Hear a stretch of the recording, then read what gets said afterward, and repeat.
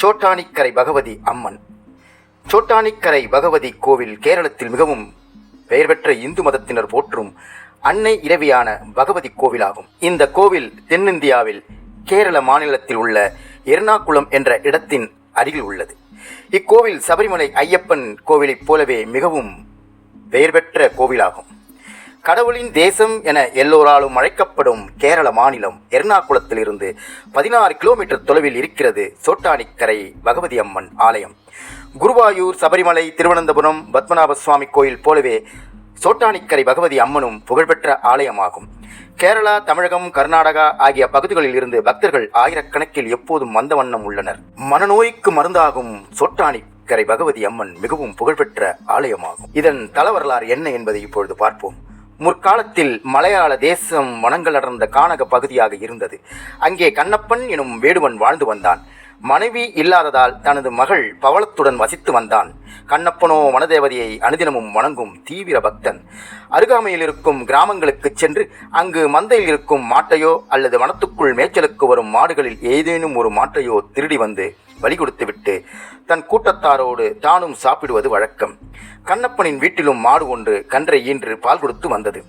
கன்றுக்குட்டியின் மீது மகள் பவளத்துக்கு அலாதி பிரியம். எப்போதும் அதை பிடித்துக் கொண்டு விளையாடுவாள். ஒரு நாள் மனதேவதைக்கு பலியிட எந்த மாடும் கிடைக்கவில்லை. அதனால் தன் வீட்டில் இருந்த மாட்டையே பலி கொடுப்பது என முடிவு செய்து அதை அவிழ்க்கச் சென்றான். அப்போது கன்று தாயின் பிரிவு தாழாமல் அம்மே என அலறியது. இதை பார்த்ததும் மகள் பவளம் ஓடோடி வந்து கன்றுக்குட்டியை கட்டிக்கொண்டு அழத் தொடங்கினாள். அப்பா, என்னைப் போலவே இந்த கன்றும் தாயற்ற பசுவாக வேண்டுமா என கேவி கேவி அழுதாள்.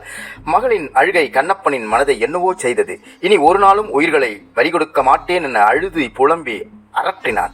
அன்றிலிருந்து புலால் உணவை உண்ணாமல் வாழத் தொடங்கினாள். சில நாட்கள் சென்றதும் அவனுடைய மகளும் இறந்து போனாள். யாருமற்ற நடைபெணமாக தன் நாட்களை நகர்த்தி வந்தான். ஒரு நாள் கனவில் ஒரு காட்சி தோன்றியது. லோகமாதா ஜெகதாம்பாள் கோடி சூரிய பிரகாசத்துடன், கண்ணப்பா, நீ கொடுத்து வைத்தவன். உன் மகளின் நேசத்துக்குரிய பசு சாட்சாத் மகாலட்சுமிதான் என்பதை அறிந்து கொள் என கூறி மறைந்தாள். படுக்கையிலிருந்து எழுந்து தொழுவத்தை பார்த்தான். அங்கே பசுவும் கன்றும் சிலைகளாக மாறியிருந்தன. தன் கூட்டத்தாரிடம் விஷயத்தை சொன்னான். அவர்களுக்கு அந்த இடத்தில் காவு அமைத்து மரங்களாலான கோயிலை உருவாக்கி வழிபடத் தொடங்கினர். ஆனால் கால ஓட்டத்தில் அந்த பகுதி முழுவதுமே இயற்கையின் ஆளுமைக்கு சென்று மரங்கள் அடர்ந்த பகுதியானது. பல 100 ஆண்டுகளுக்கு பின்னர் கிராமத்து பெண் ஒருத்தி புல்லறுத்து கொண்டிருந்த போது திடீரென ரத்தம் பீரிட்டது. அவள் அலறடித்துக் கொண்டு நடந்த விஷயத்தை ஊர் மக்களிடம் சொன்னாள்.